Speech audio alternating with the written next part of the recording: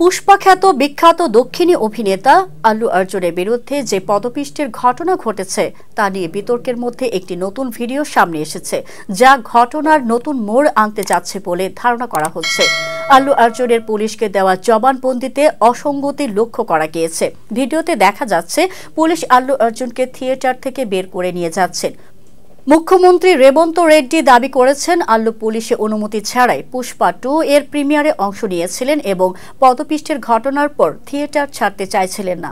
পুলিশকেই বাধ্য হয়ে তাকে থিয়েটার থেকে বের করে আনতে হয়। অন্যদিকে আল্লু অর্জুন তার বক্তব্যে দাবি করেছেন, থিয়েটার কর্তৃপক্ষ পুলিশে অনুমতি নিয়েছিলেন এবং তারপরেই তিনি থিয়েটারে প্রবেশ করেন। তিনি বলেন, আমি আইন মেনে চলি এবং যদি অনুমতি না থাকতো তবে আমি থিয়েটারে যেতাম না। এদিকে তেলেঙ্গানা পুলিশের ডিজি জানিয়েছেন, সিনেমার প্রচারে থেকে সাধারণ মানুষের নিরাপত্তা গুরুত্বপূর্ণ।